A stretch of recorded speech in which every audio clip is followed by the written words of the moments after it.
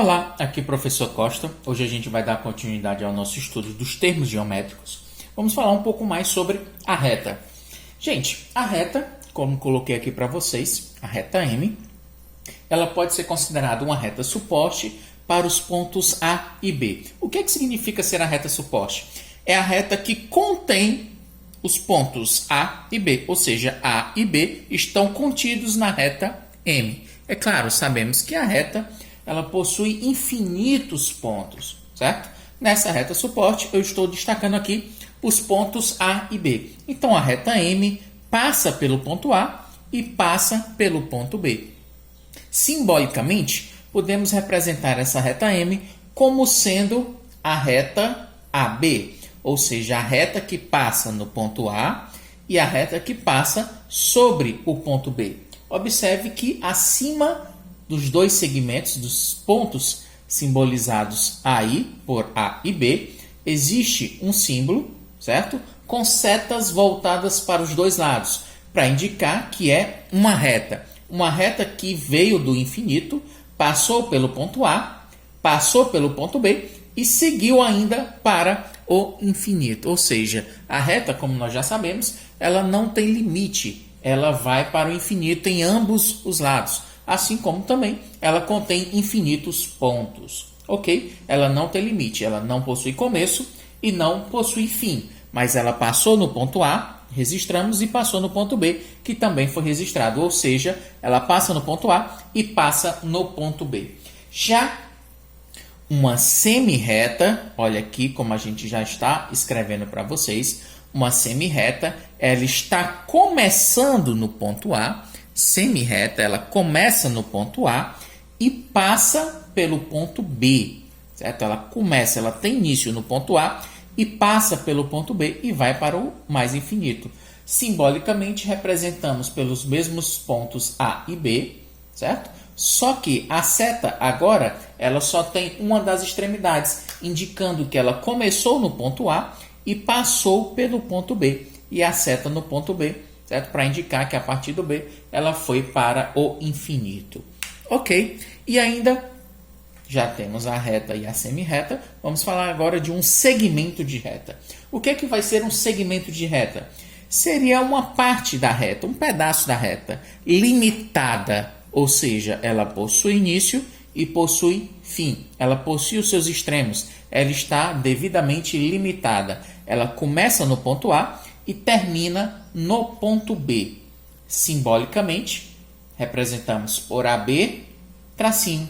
Observe que nos dois lados eu não possuo setas, para exatamente indicar que ela começou no ponto A e passou todo o seu extremo, todo o seu percurso, até ser limitada novamente pelo ponto B. Ela tem limites. Começou em A e terminou em B. Ok? Ainda em relação a uma reta suporte, é possível a gente identificar nomes específicos para os segmentos de reta que possam ser limitados, certo? Nessa reta suporte, definidos nessa reta suporte. Observe a minha reta suporte, que eu estou chamando de M. Agora ela tem mais pontos. Ela tem o ponto A, B, C e D.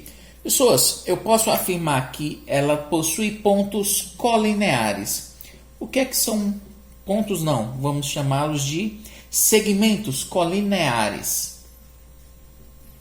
Pontos a gente já viu, são pontos que estão alinhados, mas agora vão ser segmentos colineares. Segmentos colineares são segmentos que possuem, certo? Ou que pertencem à mesma reta suporte, no caso aqui, a reta M. Vamos dar exemplo aqui de segmentos colineares. Nós temos o segmento AB, nós temos o segmento BC, nós temos o segmento CD.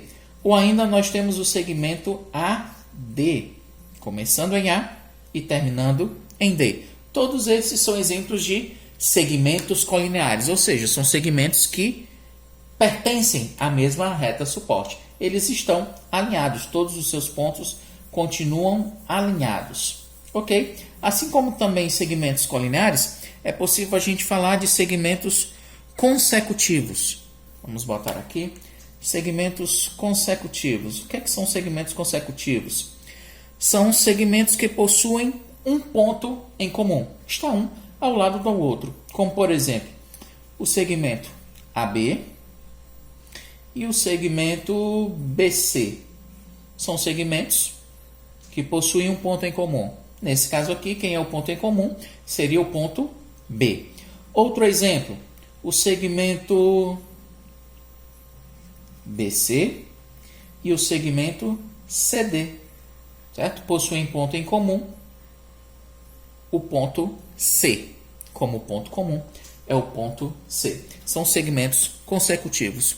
E ainda podemos falar de segmentos adjacentes. O que são segmentos adjacentes? São segmentos que são, vou apagar aqui, são segmentos que são colineares e consecutivos ao mesmo tempo. Ou seja, são segmentos que estão na mesma reta suposte e possuem um ponto em comum. Ainda aqui vamos dar um exemplo aqui de segmentos adjacentes. Deixa eu ver aqui, o segmento AC, certo? Começou em A, terminou em C, e o segmento CD. Eles são colineares? São. Eles pertencem à mesma reta M, à mesma reta suposte. Eles possuem um ponto em comum? Possuem. Possuem um ponto C como ponto em comum. Se ele é colinear e se ele é consecutivo, portanto, eles são classificados como segmentos adjacentes. Adjacentes. São segmentos colineares e consecutivos ao mesmo tempo. Existem segmentos que vão ser colineares, mas não são consecutivos. Nesse caso, eles não podem ser chamados de segmentos adjacentes. E sabendo desses termos, certo? Todos aqui, dessa relação que existe entre reta e semi-retas, segmentos de retas e até mesmo ponto, a gente tem que falar para vocês sobre o plano cartesiano. O que vem a ser um plano cartesiano? Por enquanto, a gente não vai abordar, certo? O próprio material de vocês, ele apenas faz uma apresentação. Ele não aborda totalmente o conteúdo como ele deve ser abordado. Primeiramente porque a gente ainda não conhece todos os números que eu posso representar nessas retas, certo? Nesse espaço, nessa região do espaço. Portanto, a gente vai mostrar para vocês, tal qual como o livro, certo? O material de vocês está passando e posteriormente vocês vão ter a oportunidade de trabalhar com ele novamente. Vamos lá. O que é um plano cartesiano? Seria uma região do espaço, certo? Limitada por duas retas, certo? Que ao se cruzarem, ou seja, elas possuem um ponto em comum, que ao se cruzarem, elas formam um ângulo de 90 graus, ou seja, eles são perpendiculares. Essas duas retas, que vamos representá-la. A reta vertical é Y e a reta horizontal é X. Normalmente é representado assim, certo? Então é o seguinte, o ponto de encontro, onde há o ângulo de 90 graus, é chamado de origem das posições. À direita dele existem os números positivos, 1, 2, 3, 4, 5, até o mais infinito. Sempre limitado aí, lembrando que a reta não possui início nem fim. E para a esquerda da origem existe o ponto menos 1, menos 2, o menos 3, o menos 4, até o menos infinito. Certo? Vamos trabalhar com isso outra hora. Por enquanto, é só isso mesmo. Para cima da origem, vamos considerar os pontos positivos. 1, o 2, o 3, o 4, o 5, até o mais infinito. E para baixo, o menos 1, o menos 2, o menos 3, o menos 4, o menos 5. No próprio material de vocês, há desenhos, certo? Representações bem mais interessantes de vocês visualizarem, até mesmo compreender. Dá uma lida no material, certo? Ok. O plano cartesiano, ele serve para você localizar, posicionar qualquer posição de um ponto. Um ponto, certo? Ele sempre vai ter as coordenadas x e y. As coordenadas são justamente a localização de qualquer ponto no plano cartesiano. Imagine aqui o ponto A. É o ponto, vamos marcar aqui, é o ponto de coordenadas 4 e 3. Vamos ver o que é que significa isso. O 4, ele vai representar a abscissa, ou seja, os números que se encontram no eixo X. Ela é chamado de eixo das abscissas.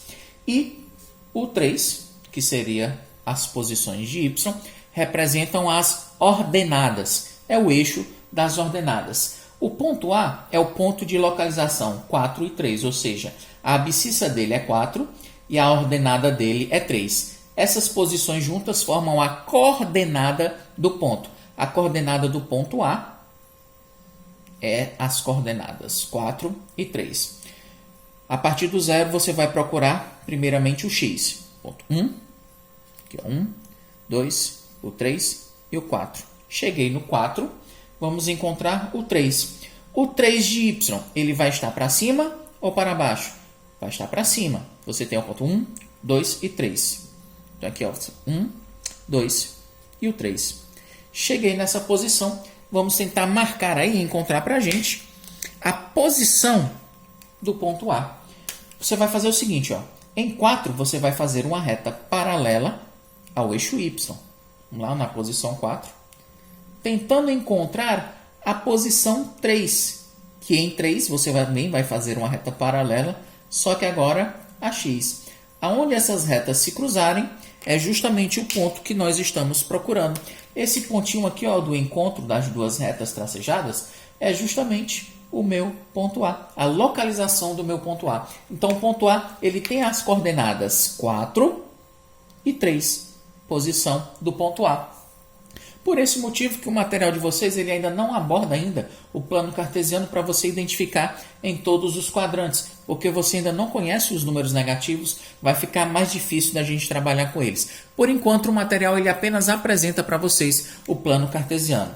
E outra finalidade do plano cartesiano, já que é posição, ele divide qualquer espaço, certo? Qualquer localização, em 4 quadrantes. A saber, o primeiro quadrante aqui, ó, no sentido anti-horário, primeiro, aqui, segundo quadrante, aqui, o terceiro quadrante, e aqui, o quarto e último quadrante. No sentido anti-horário, no sentido contrário aos ponteiros do relógio. Primeiro, segundo, terceiro e quarto quadrantes. Ok? Então, galera, sobre reta, certo? A gente tinha todos esses termos para falar ainda, segmentos de reta, e é claro, já é uma aplicação onde a gente vai encontrar isso daí mais facilmente. Tá? Para o pessoal que se liga em jogos e tal, até a posição onde você vai fazer aqueles jogos de tiro, onde você localiza, certo? Os inimigos, todos eles utilizam-se, certo? De um plano cartesiano para fazer esse estudo de localização. Então, galera, a aplicação é bem grande. Esse é o nosso recado de hoje. Obrigado pela atenção e até a próxima. Valeu!